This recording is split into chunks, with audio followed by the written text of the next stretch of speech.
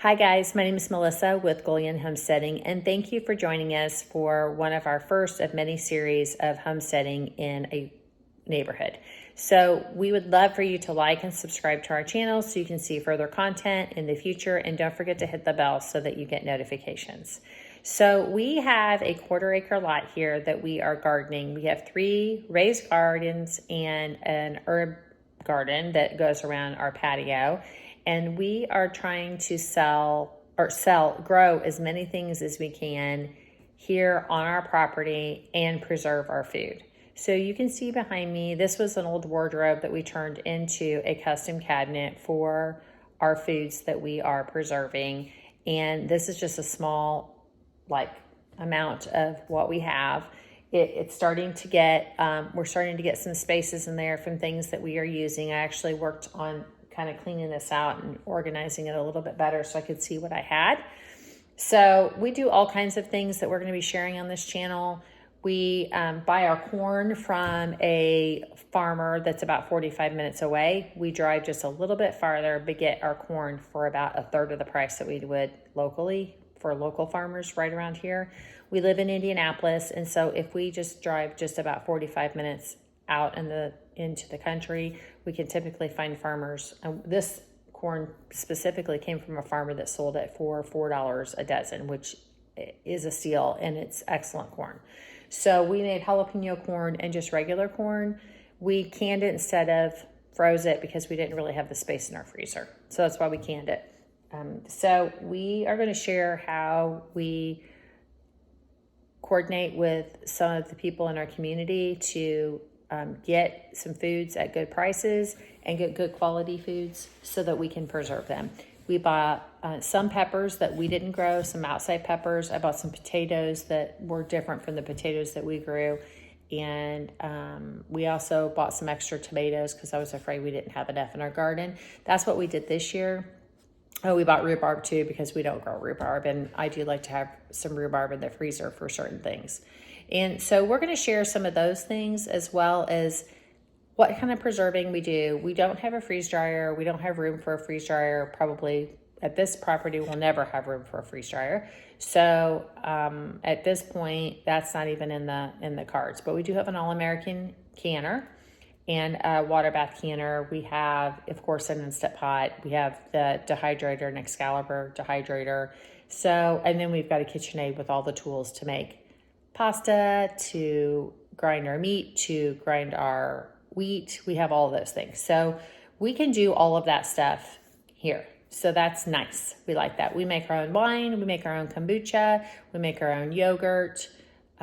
Some cheeses. We are working on, we have a great sourdough starter. So we're working on trying to get better at bread making as well here. So we have a lot of things that we're doing right here in our home so that we don't have to go to the store.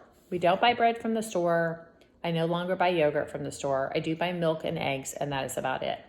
So we also frequent Costco and Sam's and look for the best prices, as well as using Azure Standard. And they're have just been a great thing that we found that in our community that we can actually pick up off of a truck. We love that. So one of the things that I do when I'm shopping bulk is I actually look at the per ounce price. Because if you're going to buy in bulk, the secret is to get the best price. It's something that you use, first of all, and something that's going to last a long time and the best price. So if you go to the store and you buy, let's just say you go to the store and you buy honey, for instance, this is a perfect example. Honey at the store for a tiny little thing can be like $4, $6, something like that if you get a good quality honey. If it's pure honey.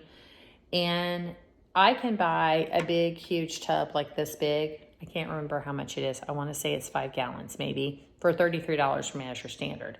So it's about 1/3 of the price, I think it is, per ounce. So it's way better to buy a big thing of honey and we need about 2 of those to last us a year.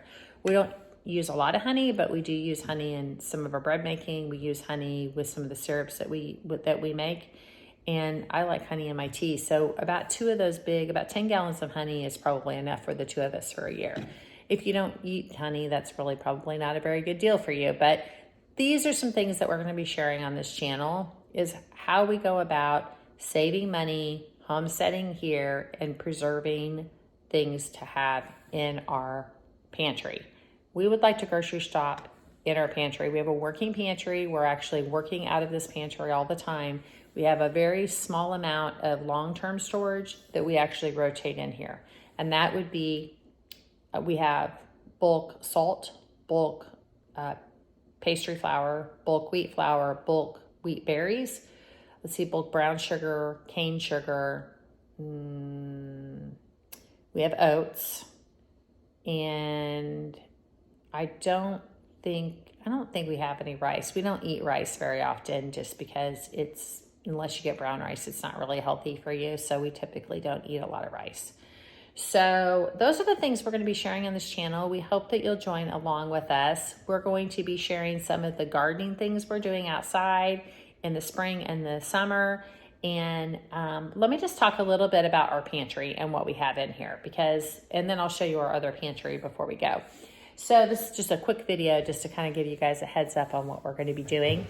So Steve is my husband, and he's really good at building things. And so he took this pantry and changed it into a food pantry. It was an old wardrobe that he actually put shelves in it, and he made it work for all of my jars.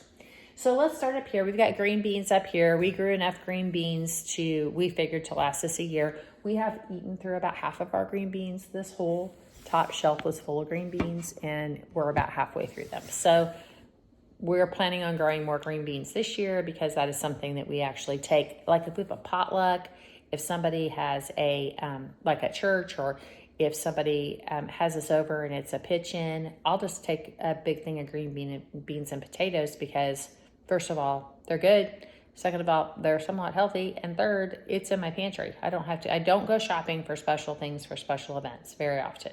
I really just don't. Then we've got some corn stalk up there. I took the corn that I made, and I took the stalks, and I actually boiled them down with some water and got some corn syrup. So it's not corn syrup, it's corn broth. That's what I should say. And that broth, I haven't used a whole lot of it, but it's good for, like, if you're gonna make cornbread or corn casserole, and instead of putting chicken broth in there, you could use your corn broth. So I don't have a ton of it because we don't use it very often, but I do have some, because it's a great way of getting the rest of that corn flavor off that stalk once you cut your corn off. So then right up here, I've got some beans. So I can my own beans, and these are navy beans, and there are some black beans. And we do have beans. We do have these in bulk, but we're running low on them. But I used to go to the store and just buy cans of black beans, and I would throw it in my chili or whatever. So I just did some research on how I could can my own beans. And so these are beans that I actually can, and I use for those types of things. When I start to run low, I typically do a whole nother batch of beans, and I'll do like kidney beans, black beans, navy beans. So I have all the beans that I need for any kind of soup, which is fabulous, because they're a quick go-to when you need something and you don't have to soak your beans because they're already ready. Up here we have pizza sauce that came from the tomatoes out of our garden. The corn right here, like I was just talking about, came from that local farmer that we drove to. So we have jalapeno corn and regular corn. We've got some quart-sized jars, only because at the time I was running low on pint jars. So the quart-sized jars, what I do is, like, if we're gonna make a soup, or if we have friends over for dinner, which we do often, I'll just open up a big can of corn, big jar of corn for all of us. And then we typically still have some left over.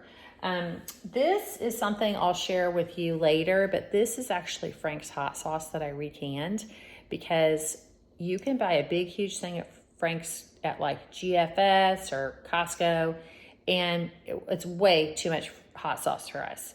We typically need about a jelly jar's worth of hot sauce. That'll last us a long time. So I, last year, looks like I did this in October of last year, I jarred this and recanned this using my canner. I can share how we did that later in another video, but that is something that we've done.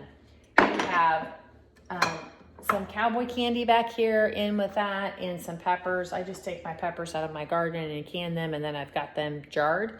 They're just canned in water, nothing special, and that way I can throw them in anything that I need. We've got some carrots here.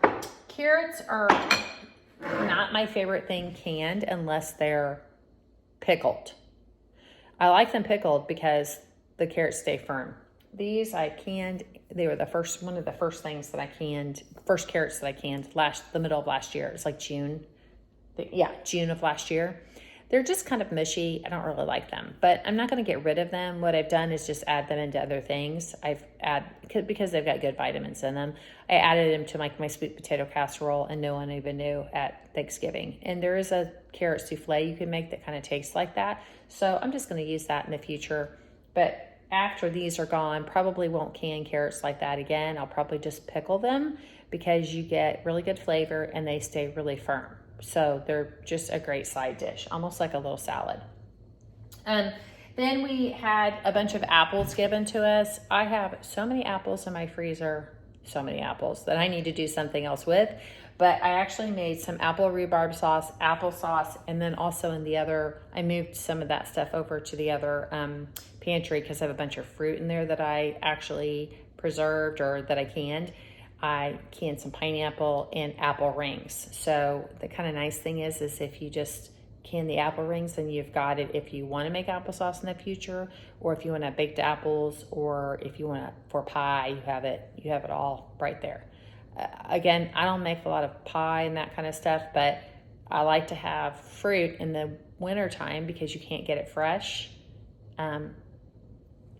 The farmers don't have it, and I don't like to buy that stuff from the grocery store. So we at least have some fruit to kind of get us through the winter if we would like to have some fruit.